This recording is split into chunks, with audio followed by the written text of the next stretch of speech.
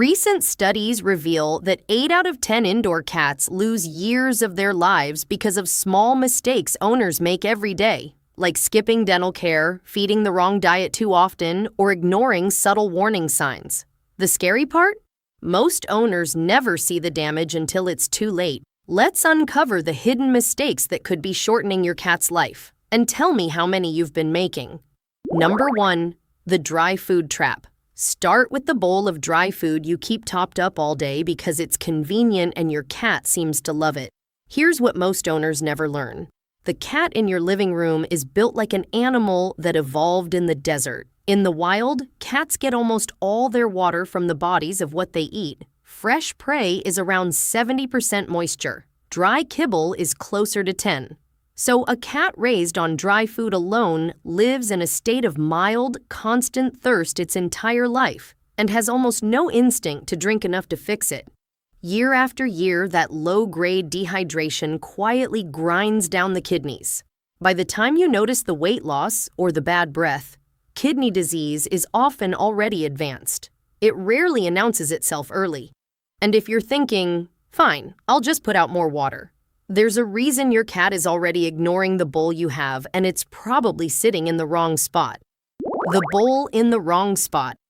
Look at where the water bowl actually is. For most people, it's right next to the food. Neat, tidy, side by side. To your cat's instincts, that arrangement is slightly wrong, and it matters more than it sounds. In the wild, a cat eats its kill in one place and drinks somewhere completely separate, because water near a fresh carcass is water that can carry contamination. That hardwired rule never switched off indoors, so a bowl pressed against the food dish quietly discourages drinking. Same with the bowl shape. Many cats hate when their whiskers brush the sides of a deep, narrow dish, so they take a few reluctant sips and walk away still thirsty. Move the water away from the food. Use a wide, shallow bowl. Put a second one in another room entirely. Tiny change, real difference. Because hydration protects one organ even more urgently than the kidneys. And when that organ backs up, you can lose a cat in a single day. The silent emergency in the litter box. This is the one that turns a quiet afternoon into an emergency. Watch how your cat uses the box, especially if it's a male. When a cat, particularly a neutered male, strains again and again and nothing comes out, that is not constipation, and he is not being dramatic. That is a urinary blockage, and it is one of the fastest killers of indoor cats there is. Crystals seal off the urethra, the bladder fills with nowhere to drain, and toxins flood back into the bloodstream. Within 24 to 48 hours, it can stop the heart. The habits that lead here are completely ordinary. One dirty box shared by multiple cats, an all-dry diet, a stressed cat holding it in. So if you ever see repeated trips with nothing produced, that is not a watch and wait. That is a grab your keys now moment. But not every danger announces itself with a trip to the box. Some of them hide behind something that looks like nothing more than a lazy, sleepy cat. The cat that isn't lazy, it's shut down. We love the idea of the relaxed indoor cat. 16 hours of napping, not a care in the world. But there's a line between a content cat and an understimulated one, and a lot of indoor cats live on the wrong side of it. A cat is a predator with nothing to hunt, sealed inside 4 walls with the same view every day. When that hunting drive has no outlet, it doesn't disappear. It curdles into chronic stress. And stress in a cat isn't just a mood. It suppresses the immune system, inflames the bladder, and triggers over-grooming until there are bald patches. The cat that just sleeps all day might not be relaxed at all. It might be shut down. 10 minutes of real play twice a day does more for that cat than any toy left forgotten on the floor. And here's where 2 of these mistakes quietly join forces. Because a bored cat plus a full food bowl creates a problem you'll actually find cute at first. The chubby cat we laugh at. Be honest about the chubby cat. The round belly, the heavy waddle, the way everyone calls him a big boy, like it's a compliment. We've decided fat cats are funny and adorable, and that one belief is quietly shortening lives across the country. An overweight cat isn't a cuter cat. It's a cat on track for diabetes, for aching joints, for a liver that can fail. And here's the part that catches people off guard. In a heavy cat, the danger isn't only eating too much, it's suddenly eating too little. If an overweight cat stops eating for even a couple of days, its body starts dumping fat into the liver faster than the liver can handle it. That's fatty liver disease, and it can be fatal. So the extra scoop you give because he cries for it isn't kindness. It's a slow setup. The hardest part of all of this is that your cat will actively fight to keep you from noticing any of it. And that instinct is older than your house. The cat that hides its pain. Cats are built to lie to you. Not out of spite, out of survival. In the wild, an animal that looks sick looks like prey. So cats evolved to mask pain and illness until they physically can't hide it anymore. That instinct is the cruelest thing about loving an indoor cat, because the early signals are almost insultingly small. Eating a little slower, hiding under the bed a bit more, sleeping in a new spot, grooming less so the coat loses its shine, a jump onto the counter that becomes a climb. None of it screams emergency, so we file it under getting older or just a mood. By the time a cat looks obviously sick, it has usually been quietly sick for weeks, which is exactly why the owners who save their cats are the ones who pay attention to the boring stuff. Now, a few threats don't build slowly at all. Some are sitting in your home today, and one of them can take down a kidney from a single touch. The poison's already in your home. If you keep lilies in your home and you have a cat, take them out today, not tomorrow, today. Lilies are in a class of their own. Not a chewed leaf, not a swallowed flower, a brush against the pollen, a few licks of it off the fur, even drinking the water from the vase, can throw a cat into kidney failure within days. And it isn't only plants. That essential oil diffuser running in the corner fills the air with compounds cats can't break down because they're missing the liver enzyme to process them. Tea tree, eucalyptus, citrus, peppermint, all of it settles on the coat and gets swallowed during grooming. Same with the cleaning spray you wipe the floor with, then the cat walks across it and licks its paws. Your cat grooms everything it touches, so everything it touches has to be safe. But spotting any of this early comes down to one daily habit, and the way most people feed their cat quietly destroys the very first warning sign there is. The bowl that's always full. Think about the way you feed. For most indoor owners, the bowl is just always full. Top it up when it's low, let the cat graze whenever. It feels generous. But that full bowl quietly erases the single most important warning sign you have. The very first signal that something is wrong with a cat, kidney trouble, dental pain, nausea, almost anything, is a change in appetite. When food is always sitting there and you never actually watch your cat eat a meal, you have no way to notice the morning he eats half of what he used to or skips it altogether. The decline hides in plain sight for weeks. Switch to set meals twice a day and watch him eat. You're not just managing his weight, you're installing the earliest alarm system a cat owner can own. And while you're rethinking the food, take a real look at the bowl sitting right next to it, because what's growing inside it is worse than you think. The water you never actually change, run your finger around the inside of your cat's water bowl. Feel that faint, slimy film? That's biofilm, a living layer of bacteria that builds up within a day, and it's exactly why a lot of cats sniff the bowl and walk away. A cat's sense of smell is far sharper than ours, so water that seems perfectly fine to you can smell stale, plasticky, and off to them. So they drink less, and we're right back to the dehydration and kidney damage we already talked about. The fix costs nothing. Change the water every single day, not when it looks low. Wash the bowl with soap, not just a quick rinse. And if it's a plastic bowl, that's part of the problem too. Plastic scratches, traps bacteria, and holds odors. Glass, ceramic, or steel, cleaned daily. That's the entire secret. Now there's one part of your cat's body that's silently rotting in almost every home, and you've probably never once looked at it. The mouth nobody looks in. Open your cat's mouth and actually look. Most owners never have. By the age of 3, the majority of cats already have some form of dental disease, and indoor cats are no exception. Here's why it's so dangerous. It isn't just bad teeth.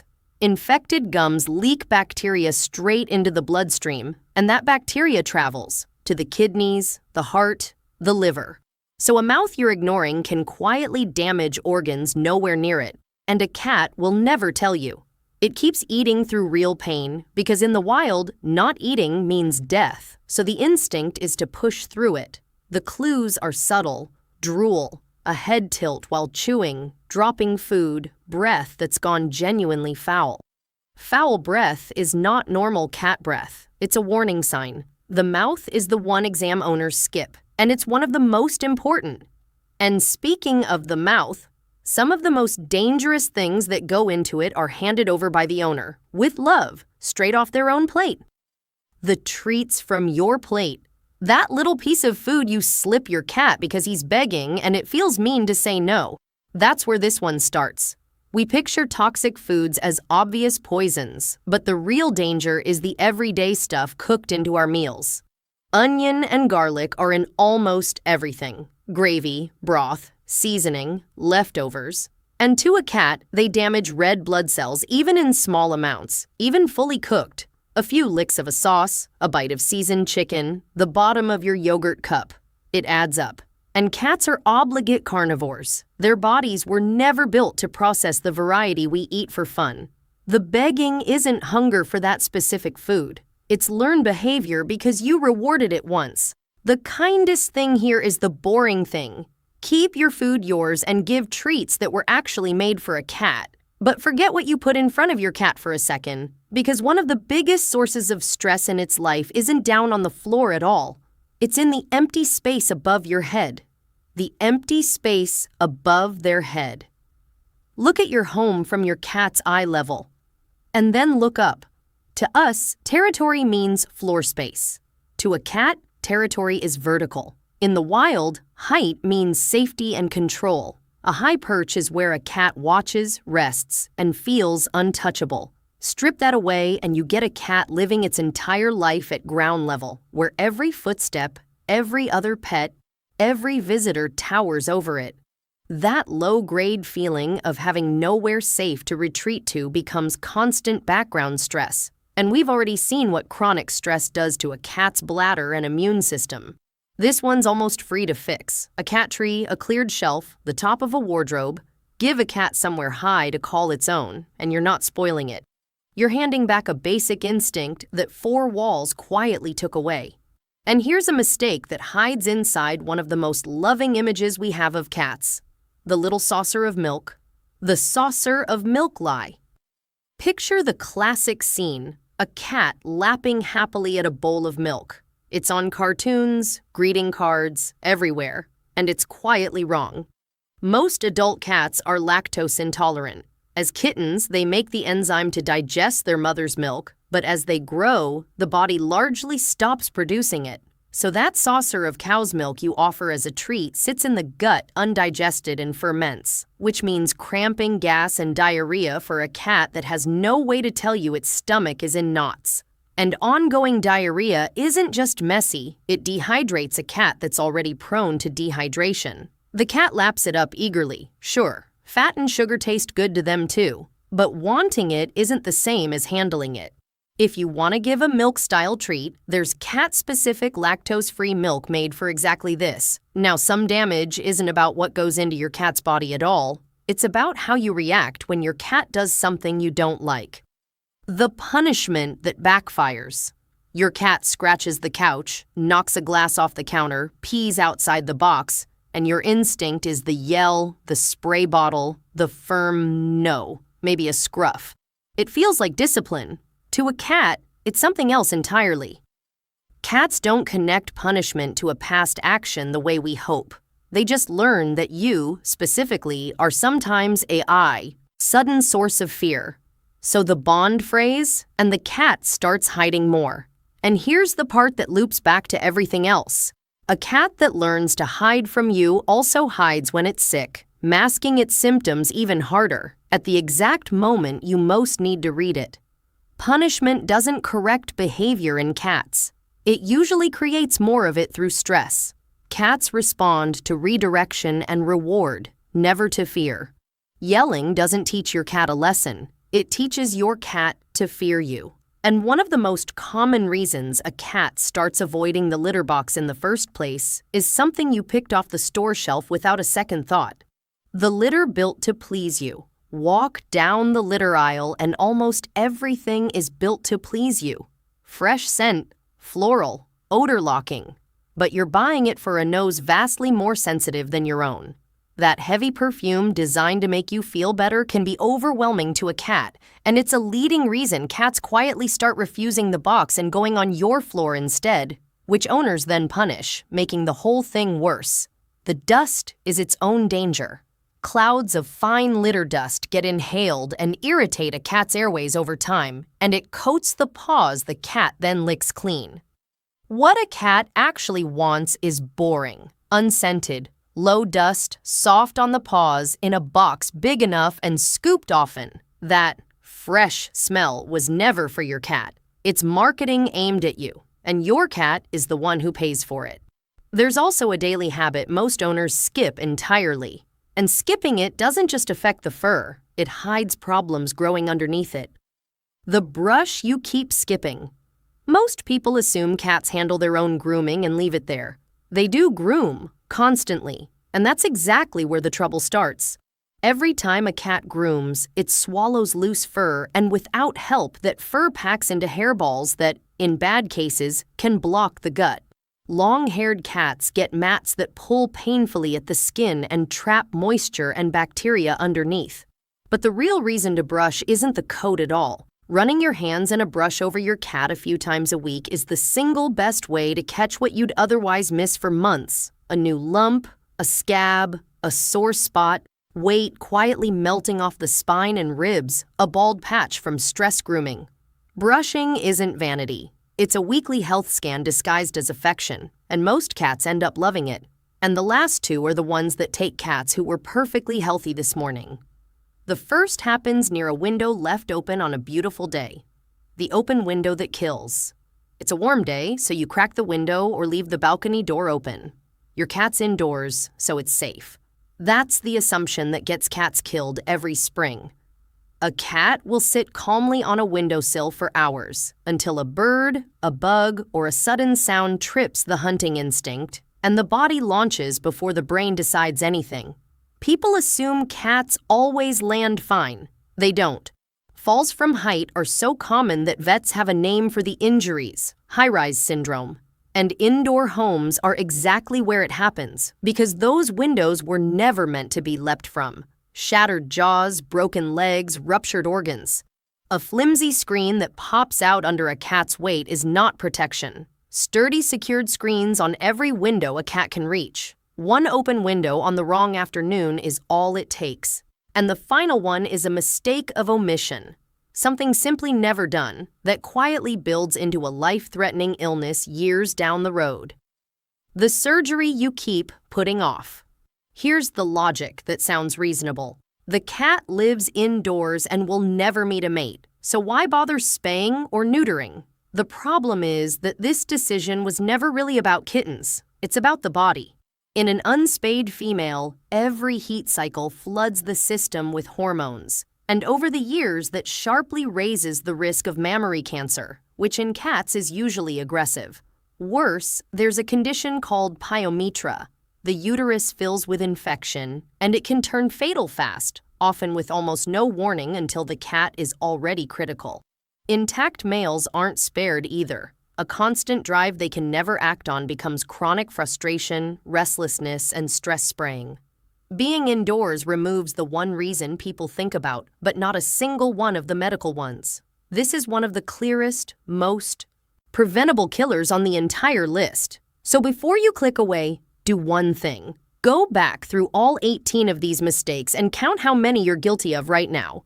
Be honest, no rounding down. Then drop that number in the comments. Just the number. If you're under 5, you're rarer than you think, and your cat is lucky to have you.